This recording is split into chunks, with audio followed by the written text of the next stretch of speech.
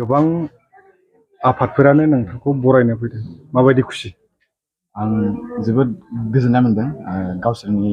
समखौ लानानै आंखौ बिदि मान बावनो फैदों अननायखौ होनो फैदों आं जोबोद गोजोननाय मोनदों जितु एपिएससि आनजादा बयनिख्रुइबो गोरासिन होननानै हादोरसानिनो गोरासिन मोनसे आनजाद बे आनजादाव नोंथाङा उथ्रिसारबाय मा मोनसे बिभागाव आयदायाव आङो एसिस्टेन्ट मेनेजार अफ इन्डास्ट्रिसाव सिलेक्ट जादों दा मालानिफ्राय जयेनफोर जाहैगोन बायदि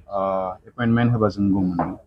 एपइन्टमेन्टनि शेड्युलखौ होबा जों एपइन्टमेन्टआव लानानै अबाव पस्टिं जागोन बेफोरखौ बुंमोन सिगाङाव नोंखौ गुबुन मोनसे साकरि मावखायो होनना मोनथिदों खोनादों आङो बालिपारा आइसिडिएस प्रजेक्टआव एस एलडिए आं खामानि मावदोंमोन बेयावबो बारा गोबाव जायाखै लास्ट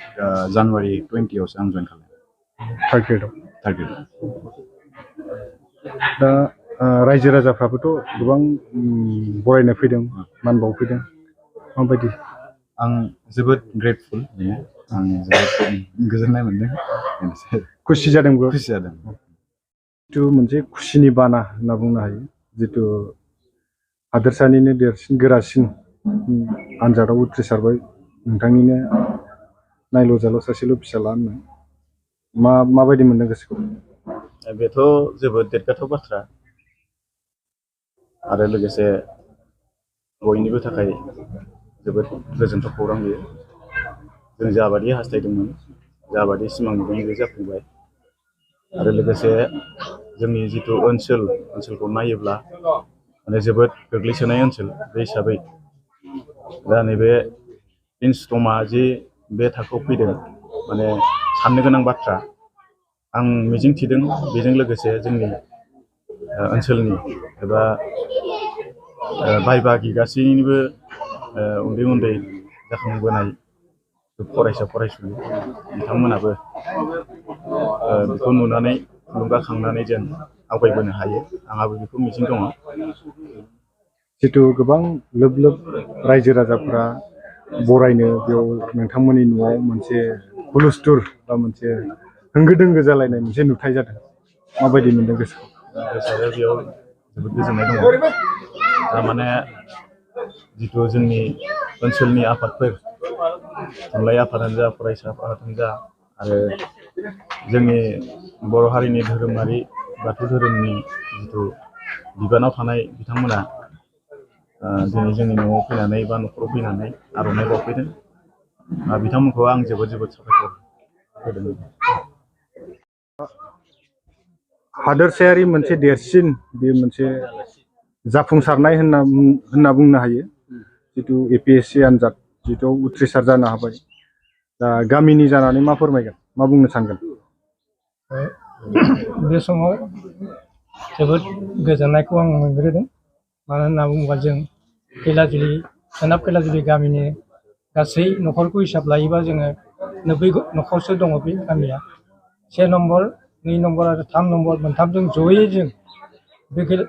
खैलाजुलि गामिया जादों आरो बे खैलाजुलि गामिया जानाया जों दिनै 50 बोसोर आगान सुरबाय आरो बे 50 बोसोर आगान सुरनायाव जों दिनैसिम गोबां माने दुखु दाहानि गेजेरजों सोलोंथायानो हम लामा सामायानो हम आरो जोंनि फरायसालिनि जेंनानि सायावनो होन बायदिसिना जेंनाखौ लानानैबो दिनैनि बे सानखौ जोबोद दुखु गोनाङै बरायनो गोनां आंबो जादों मानो होनना बुङोबा बे न'खरनि जि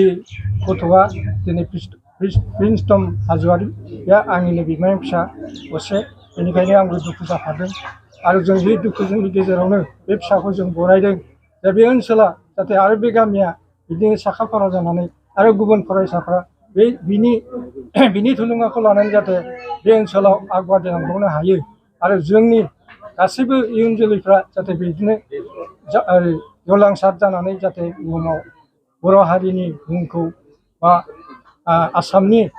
गोजौ थाखोनि बे एपिएससि आनजादखौ उथ्रिनायखौ आं गोसो गोरबोजों गामिनि जानानै आं बरायबाय आरो लोगोसे न'खरनि जानानैबो आं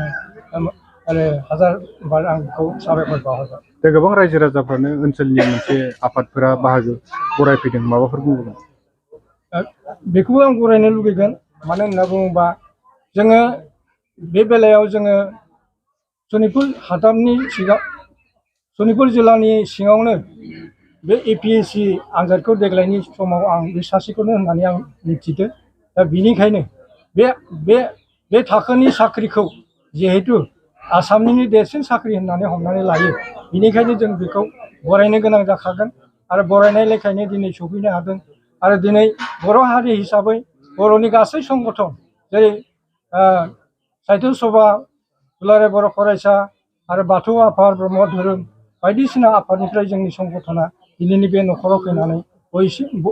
बयबो बरायफैदों आरो बयबो बोर बांसा होफैदों। आं बिनि थाखाय जोबोद गोजोननाय मोनदों आरो बयखौबो आं बिथांमोन बरायनाय हान्जाफोरखौ आङो गावनि गोरबो गोसोजों आं धन्यबाद होदों।